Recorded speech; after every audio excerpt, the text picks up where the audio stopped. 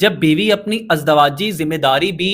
بھیک کی طرح یا احسان جتلا کر دیتی ہے نا، تو شوہر کو تسکین نہیں ہوتی، شوہر کو سکون نہیں ہوتا، بلکہ شوہر ذلت محسوس کرتا ہے۔ اور جب ایک شوہر اپنی بیوی کے چہرے پہ بستر کے اوپر زبردستی کے تاثرات دیکھتا ہے نا، تو وہ جسمانی لحاظ سے بعد میں کمزور ہوتا ہے، نفسیاتی طور پہ پہلے مر جاتا ہے۔ وہ ایک مقولہ ہے نا کہ عورت کے ساتھ زیادتی چاہے چھٹے آسمان پہ کیوں نہ ہو، لیکن وہ زیادتی اسے یاد بستر پہ آتی ہے۔ یہ چیز حقیقت ہے، جہاں پہ خاموشی سے کام لینا چاہیے، جہاں پہ سکون کے لمحات ہوتے ہیں، اس لمحات کو عورت نے اپنی بات منوانے کا ایک ٹیبل سمجھ لیا، اور پھر شوہر کے لیے ایسا جسمانی تعلق ایک ون وے ٹریفک کی طرح ہو جاتا ہے۔ اور یہ سارا سنیریو ایسے ہی ہوتا ہے جیسے آئی ایم ایف سے اگر کوئی ملک قرضہ لینے جاتا ہے تو آگے سے آئی ایم ایف اپنی شرائط رکھتی ہے اور پھر اس کی ناجائز شرائط بھی ماننا پڑتی۔ اکثر مرد میرے پاس جب اپنی کونسلنگ کے لیے آتے ہیں تو وہ کہتے ہیں سر ہم بیوی کا چہرہ دیکھتے ہیں نا تو ہماری خواہشات ہی مر جاتی ہیں، جبکہ کسی اور لڑکی کے ساتھ ہوتے ہیں تو ہم جسمانی طور پہ بڑے فٹ ہو جاتے ہیں،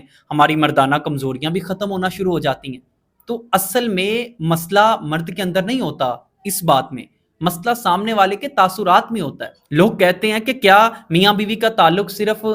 جسمانی وجہ سے ہوتا ہے؟ تو میں کہتا ہوں ایک ماہر نفسیات ہونے کے ناطے کہ جو میاں بیوی کا رشتہ ہوتا ہے وہ سارا کا سارا جسمانی تعلق پہ نہیں ٹکا ہوتا، لیکن پھر بھی 95% اس تعلق کی بنیاد اور بقا کی جو ذمہ داری ہے وہ جسمانی تعلق کے سر ہی ہوتی ہے۔